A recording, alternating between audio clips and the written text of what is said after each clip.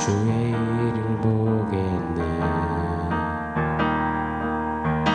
내 작은 마음 돌이키사 하늘에 꿈꾸게 하네.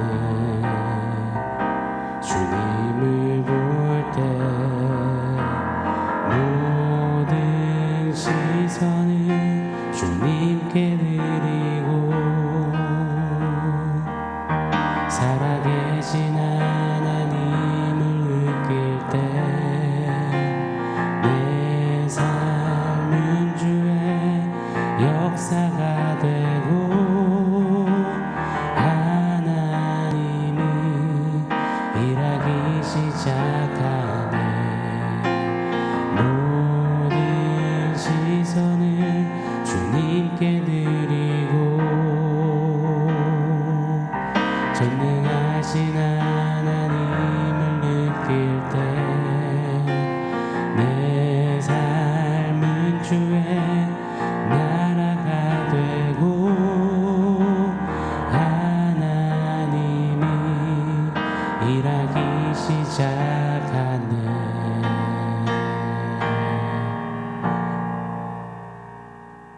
샬롬. 오늘 우리에게 주신 하나님 말씀은 마가복음 2장 1절로 4절 그리고 11절입니다. 우리 한 목소리로 같이 읽겠습니다.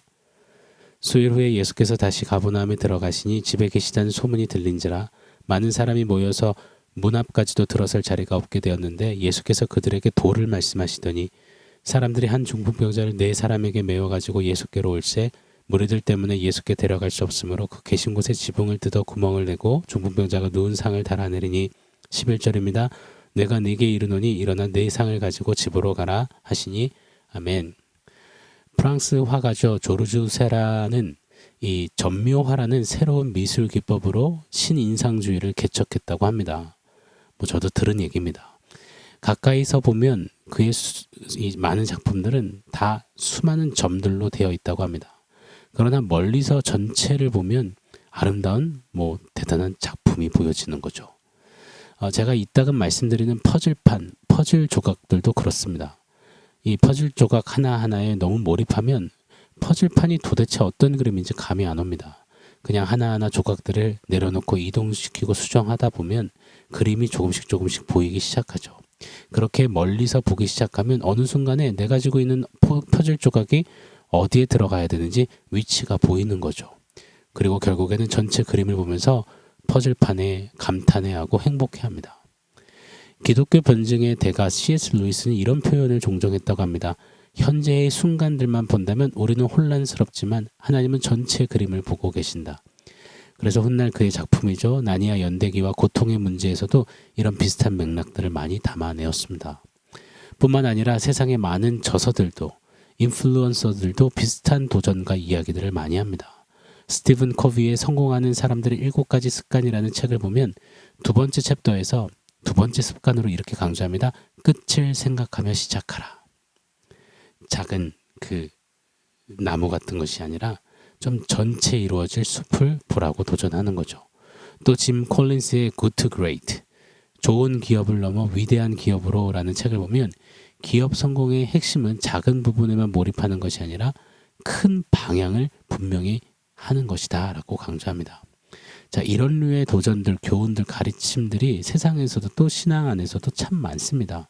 즉 이런 이야기들의 골자는 무엇입니까? 바로 우리네 인간은 큰 숲을 보기보다는 작은 아름드리 나무들에 주로 집중하고 시선을 두고 함몰되기를 잘한다는 것 아니겠습니까? 성경 속의 하나님의 사람들도 그런 모습을 여실히 보여줬습니다. 민수기 13장 14장에 보면 12정탐꾼을 약속의 땅 가나안에 파견하지요. 그리고 돌아옵니다. 그런데 정확히 이 정탐꾼들이 둘로 나눠졌습니다. 가나안 거민들은 거인이 다 기골이 장대하다 우린 그 앞에서 죽었다라는 10명의 보고와 맞다 그들은 크다 그러나 우리에게는 하나님이 계시다라고 외친 여호수아와 갈렙 두 사람. 이때 이스라엘 백성들은 어느 편에 섰습니까? 당장 코앞의 거인들, 그 나무들에 함몰되었고 그래서 원망 불평, 절망 좌절했습니다.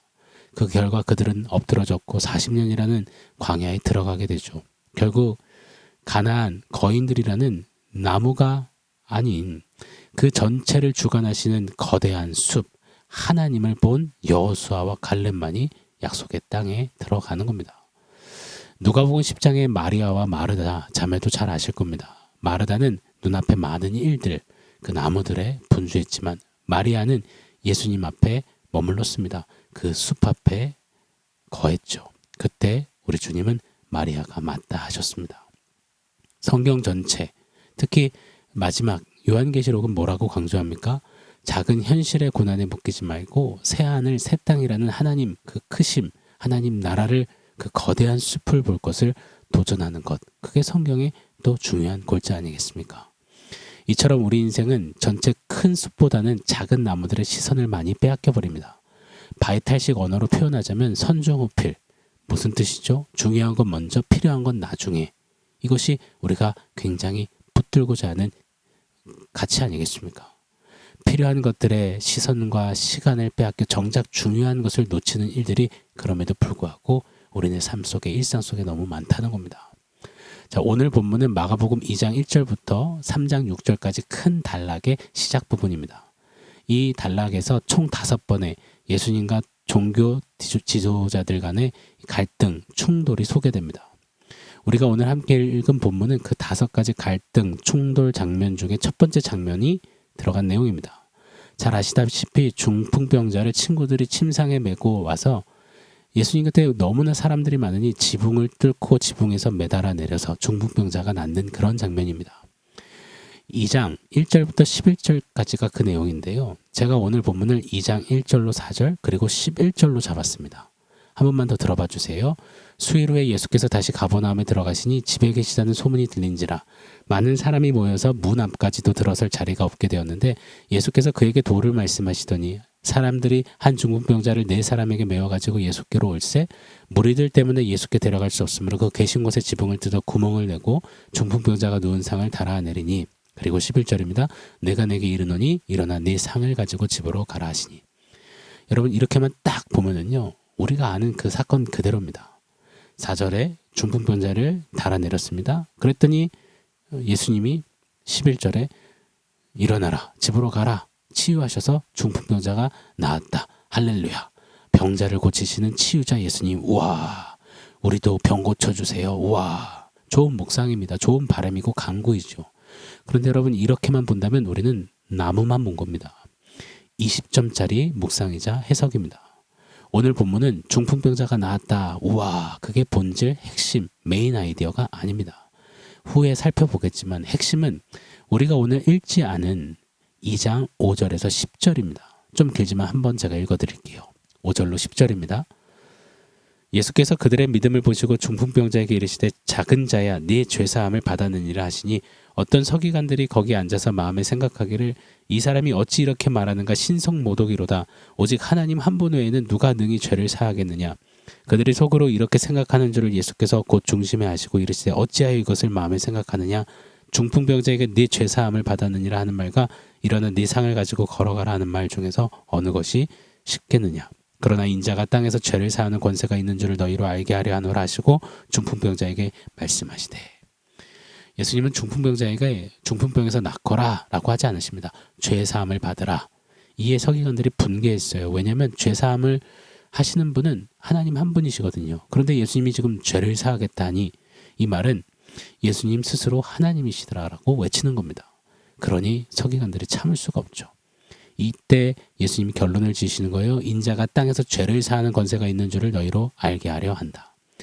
지금 마가복음 2장 서두에 이 중풍병자를 치유하신 사건은 중풍병자라는 아주 좋은 나무가 있지만 그 나무를 덮고 있는 거대한 숲이 있다는 거예요. 그 숲은 뭐냐? 바로 예수는 하나님이시다. 예수는 죄를 사하시는 하나님이시다. 이 엄청난 진리, 거대한 숲이 있는 겁니다.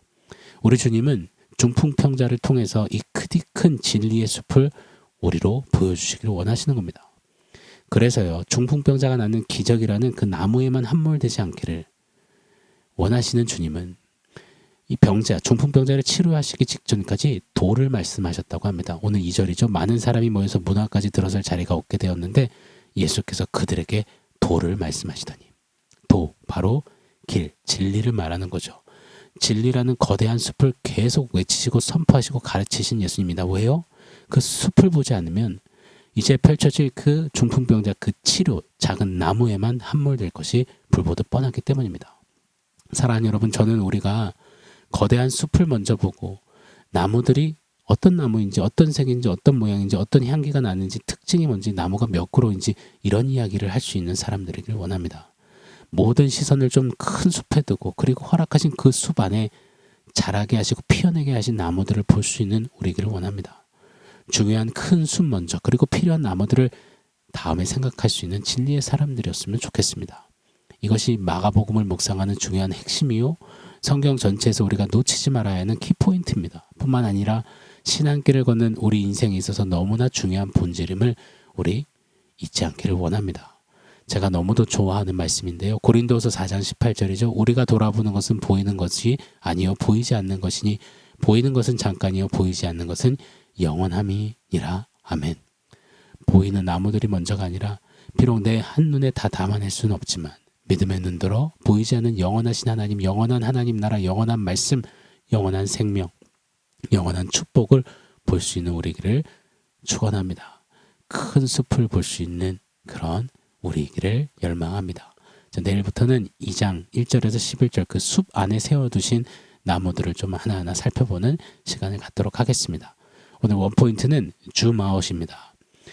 줌인 되었던 우리 시선을 줌아웃하는 은혜가 있기를 기도합니다.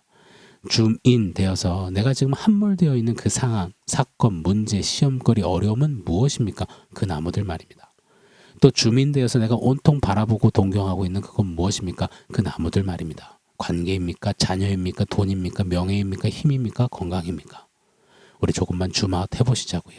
그러면 나를 안고 계신 하나님 사랑이라는 숲을 보게 됩니다. 그러면 나를 품고 계신 하나님 은혜라는 숲을 보게 됩니다. 그러면 나를 이끄신 하나님 섭리라는 숲을 보게 됩니다. 그러면 나를 영원히 살게 하실 하나님 나라, 저 천국이라는 숲을 보게 하십니다. 줌아웃 할수록 큰 숲이 보일 것입니다. 우리 좀 큰 숲을 볼 수 있는 큰 하나님의 사람, 우리 모두가 되기를 예수 이름으로 축원합니다. 고로 오늘 한 날 우리 좀 명하십시다. 내 영혼아 줌아웃하라. 줌아웃. 그 은혜가 우리에게 있기를 축원합니다. 아멘. 사랑하는 성도 여러분, 오늘 말씀과 원포인트 기억하면서 우리 함께 기도하겠습니다.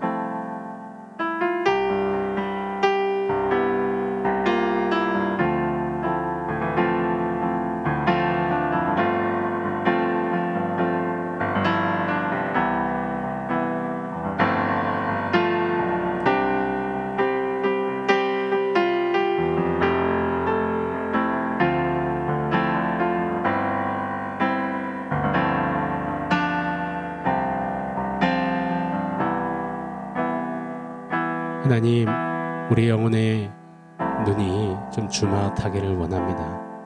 작은 나무가 아니라 좀 큰 진리의 숲을 보게 하셔서 보이는 잠깐의 그것에 함몰되어 쓰러지지 않게 하시고 좀 거대한 하나님의 은혜, 사랑, 섭리, 하나님 나라, 하나님의 뜻을 좀 볼 수 있는 좀 그런 영혼의 시선이 활짝 열어진 우리 모두가 되도록 오늘 말씀대로 역사하여 주시옵소서. 예수님의 이름으로 기도합니다. 아멘.